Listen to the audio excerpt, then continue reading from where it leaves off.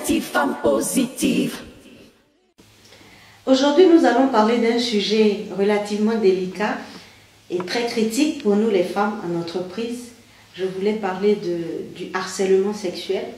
Comment ne pas céder aux propositions indécentes d'un supérieur hiérarchique quand notre carrière en dépend. C'est pas facile et donner des conseils sur ce sujet-là, je dois avouer que c'est prendre vraiment de grands risques. Mais il faut que nous abordions cette question. Sur Blamo Talks, aucun sujet n'est tabou.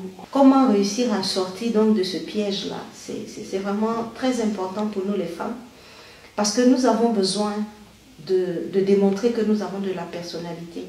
Sinon, nous arrivons à deux cas de figure. Le premier, nous cédons et nous avons tout ce que nous voulons. Mais si nous cédons, quelles sont les conséquences? Cela signifie que tout ce que nous allons faire dans l'entreprise, nous perdons notre crédibilité. Même si nous réussissons des choses, on trouvera toujours quelqu'un pour dire qu'elle a eu ça parce qu'elle est sortie avec. Elle a pu faire ça parce qu'elle est sortie avec. Oh, celle-là, elle est directeur, mais on sait comment elle a fait pour y arriver. Et on perd toute notre crédibilité et ce n'est pas notre avantage. Et l'autre problème, c'est qu'aujourd'hui, c'est ce patron-là. Mais les patrons changent. On en a plusieurs dans notre carrière professionnelle. Est-ce qu'à chaque fois qu'un patron va partir, vous allez vous retrouver à ressortir avec le nouveau patron pour pouvoir progresser? Et ça, c'est très difficile, c'est très compliqué et c'est le meilleur moyen de briser votre carrière et de perdre complètement même votre crédibilité dans la société vis-à-vis de vos collaborateurs et de vos collègues. Maintenant, il y a une deuxième approche qui est beaucoup plus difficile, qui est celle de faire la résistance. Il est clair que nous allons arriver à des situations où soit la personne comprend et nous en sortons grandis, mais il peut arriver aussi des moments où le patron se braque et on arrive facilement on nous met des bâtons dans les roues tout le temps et quelquefois même jusqu'au bout, on est licencié. J'ai connu les deux situations. La première, j'en suis sortie, on va dire, avec les félicitations de celui qui a fait la proposition parce que j'ai refusé. La deuxième, on est rentré dans un système de problèmes et ça m'a valu le licenciement. Mais je n'ai aucun regret. Sur le coup, on est très peiné, on le vit difficilement.